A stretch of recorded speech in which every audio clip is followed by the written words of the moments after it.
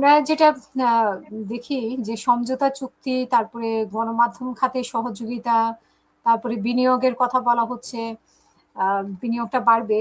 মেহেদী আমিন যেটা বলেছে, তো এগুলো আহ, চারটা তো চারটা অবশ্য গণমাধ্যমের সমঝোতা, আর হচ্ছে দুইটা ফাইনাল চুক্তি, আর হচ্ছে সব মিলায় মানে সমঝোতা হয়েছে 13টি। তো এর আগে মানে আগে বাংলাদেশের সাথে, বাংলাদেশ সরকারের সাথে যেরকম হয়েছে, এটার সাথে এখন ভিন্নতা কি দেখেন আপনি? না, ভিন্নতা তো আমি তো ওই একটু আগে যেটা বললাম, ভিন্নতা এটা। কারণ 5ই আগস্টের পর গত 2 বছরে বাংলাদেশের সাথে চীন রাজনৈতিকভাবে বাংলাদেশের জনগণের সাথে যথেষ্টভাবে তারা এঙ্গেজড হয়েছে। তার প্রমাণ আপনি দেখেন, তারা দেশের বৃহত্তর 8টি অঞ্চলে 8টি 1000 শয্যা বিশিষ্ট হাসপাতাল করছে। তারা ঢাকা বিশ্ববিদ্যালয়ে একটা ক্যাম্পাস করে দিচ্ছেন। আমি এঙ্গেজমেন্টের কথাগুলো আপনাকে বলছি, যে বৈচিত্র্যগুলো, যে এই জিনিসগুলো করে তারা যেভাবে নিজেদেরকে অবস্থানটা বাংলাদেশের মানুষের কাছে জানান দিয়েছে, তাদের আসলে সত্যিকার একটা বন্ধু, এবং বাংলাদেশের কাছে তারা নিরাপদ, বাংলাদেশ তাদের কাছে নিরাপদ, তারা বাংলাদেশের কাছে নিরাপদ। এই যে একটা মেসেজ গেল, ভারত তো এখানে ব্যাকফুটে চলে গেছে। কারণ ভারত, আপনি যত কথাই বলেন যে ভারত এখানে যাই করুক, ভারতকে মানুষ বিশ্বাস করে না, বাংলাদেশের মানুষ বিশ্বাস করে। কিন্তু চীন তো এই জায়গাটা দিচ্ছে। আর ভারতের এরকম হাসপাতাল করার, হ্যাঁ, ক্ষমতা ভারতের আব্বারও নেই। তারা নিজেরা মানে এখনো মানে টয়লেট করে হাগামুচু করে রাস্তা, তারা বাংলাদেশে কি দিবে? এখন হাসিনা ওটার ভিতরে কি পাইছে হাসিনা জানে, আর হাসিনার কোথায় জানে, আর মোদি জানে, আর মোদির বাবা জানে। এছাড়া তার এখানে আর অন্য কারো মানে কারো ক্ষমতা নাই যে তার কাছে, তাদের কাছে কি। এই যে বাংলাদেশে আপনি দেখেন, এই যে ধরেন, হ্যাঁ, হয়তো নাসিরউদ্দিন পাটোয়ারির উপর বড় একটা হামলা আসবে, তাকে নিয়ে চক্রান্ত হচ্ছে, সে একটা ডেঞ্জার জোনে আছে, কিন্তু তারপর তো সে সীমান্তে সীমান্তে সে আপনার মিছিল করে আসছে। অথচ আমাদের এরকম একটা মিছিল মানে লং মার্চের জন্য আমাদের ইলিয়াস আলীকে গুম করে ফেললো, এবং জিয়াউল হক তো সেটা স্বীকারই করলো যেটার সাথে জড়িত ছিল, সে নিজে জড়িত ছিল। হুম হুম হুম। তাহলে আমরা এত বড় একজন নেতাকে হারাই ফেললাম, তার কত বড় অডাসিটি। কিন্তু আজকে আমি মনে করি যে এই যে ভারতের যে আগ্রাসন, যে আধিপত্য, যে এই যে একটার পর একটা আমাদেরকে বৃদ্ধাঙ্গুলি দেখানো, এখন তো তাদের দৃশ্যতা শেষ আছে। নাহলে আজকে তারা কেন মানে তাদের এই হাই কমিশনারকে কেন তাদেরকে এখানে ইয়ে দিতে হবে? মন্ত্রী কোন বানাবে। কারণ? কেন তাদেরকে মন্ত্রী মর্যাদা দিতে হবে? কেন তিনি পায়ে হেঁটে বাংলাদেশকে এক ছাদের নিচে বলবেন? ঠিক আছে, আমিও তো বলতে চাই যে ঠিক আছে, আপনি যদি আমাদের সাথে করতে চান ওপেন করেন। আমরা তো আমরা চীন এবং মানে পাকিস্তানকে আমাদের সাথে থাকবে, তারা আমাদের কাছে ওয়াদাবদ্ধ। আপনি কি শুধু চীনকে বলবেন? পাকিস্তান আমাদের সাথে জনগণের সাথে ইনভলভ হয় নাই, পাকিস্তানের সাথে সামরিক চুক্তি হয় নাই, তুরস্কের সাথে ড্রোনের ইয়া হয় নাই। মানে এই যে আমাদের বিষয়গুলো, এখানে ভারত আর মাথা ব্যথার একটা কারণ। তবে ভারত আমাদেরকে যতটা না, ভারতের জন্য আমরা আতঙ্কিত, হ্যাঁ, কিন্তু মার্কিন যুক্তরাষ্ট্র হয়তো, যেহেতু ভারতের পৃষ্ঠপোষক, হ্যাঁ, ভারতের দাদা হলো মার্কিন যুক্তরাষ্ট্র, কারণ মার্কিন যুক্তরাষ্ট্রের হয়ে এই অঞ্চলে ভারত খেলাধুলা করে, তাই তো। এখন মার্কিন যুক্তরাষ্ট্র বিষয়গুলোকে কিভাবে নেয় সেটা আমরা আরো কিছুদিনের মধ্যে দেখব। সেখানে কিছু হ্যাঁ, স্পর্শকাতর বিষয় আছে, সেটা আমি আমি এই মুহূর্তে আলোচনা করতে পারবো না। মার্কিন যুক্তরাষ্ট্রের সাথে আমাদের সরকারের স্পর্শকাতর কিছু বিষয় আছে, হ্যাঁ।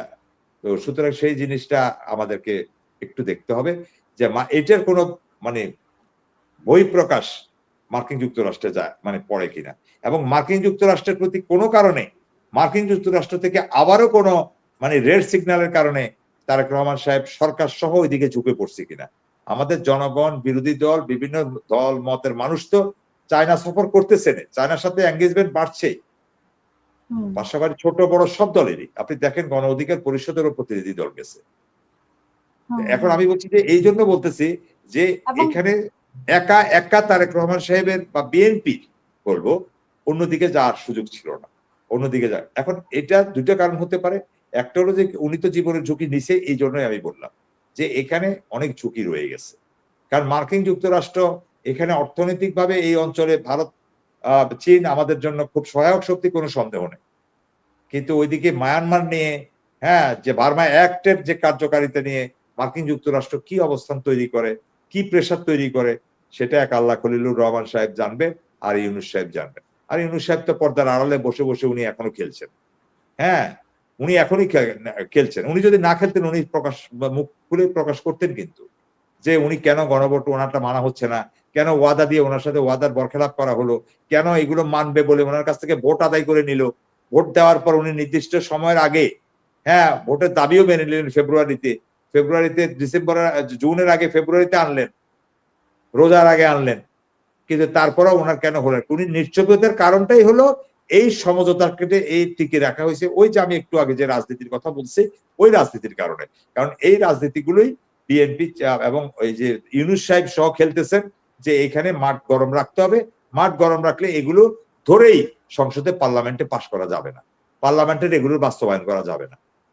এটা আওয়ামী লীগের ঠেকানোর একটা কৌশল। আবার এখান থেকে আওয়ামী লীগের সাথে যতই মানে আমাদের বিএনপি নেতাদের সখ্যতার কথা বলেন, কিছু অনেক নেতাদের সখ্যতা শুধু হচ্ছে আওয়ামী লীগ যে লুটের টাকা নিছে না, সেই লুটের টাকাটা ভাগ করার জন্য, বিশ্বাস করেন সেই লুটের টাকায় ভাগ বসানোর জন্য, সেই সম্পদে ভাগ বসানোর জন্য।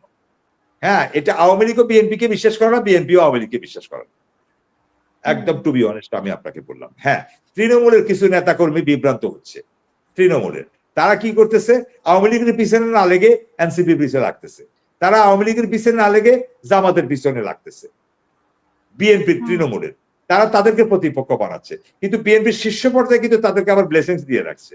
আপনি খেয়াল করেন আমার কথাগুলোকে, আমি আমার দর্শক শ্রোতাকে অনুরোধ করবো যে তারা আমার কথাগুলোকে মিলিয়ে দেখার জন্য।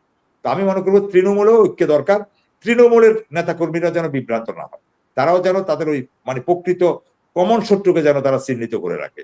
ভারত এবং আওয়ামী লীগ এই দুইটার প্রশ্নে যেন তাদের কোনো জায়গাতে যেন কোনো ফাটল তৈরি না হয় এবং তাদের ভিতরে যেন কোনো ভুল বুঝাবুঝি তৈরি না হয়। এই যে নোংরামি, ফেসবুকে একে অপরের ছবি ছড়াই দেওয়া, হ্যাঁ এই যে এআই দিয়ে ফটোশপ করে দেওয়া, সাদিক কাইমের সাথে এক মহিলাকে উঠাই দেওয়া, ওই মহিলাকে তার কাঁধে উঠাই দেওয়া, মিতুকে আরেক ডাক্তারের সাথে বিয়ে দিয়ে দেওয়া, এই জিনিসগুলোকে মানে যেন না করে আর কি। এটা হলো যে আমার অনুরোধ, তাদেরকে বুঝতে হবে যে রাজনীতির মূল স্প্রিটটা খেলাটা কিন্তু এই জায়গায় চলছে। এই চীন সফর থেকেও যদি তারেক রহমান সাহেবের এই স্মার্ট মুভ থেকেও যদি, প্রধানমন্ত্রীর এই মুভ থেকেও যদি তারা যদি বুঝতে না পারে, তাহলে এটা হবে তৃণমূলের জন্য দুর্ভাগ্য। তারা এটা মানে বিএনপির পয়েন্ট কমতে থাকবে আর কি, কারণ এই রাজনীতির খেলাটা তো সবাই বুঝবে না, যেটা আপনি আর আমি আলোচনা করলাম।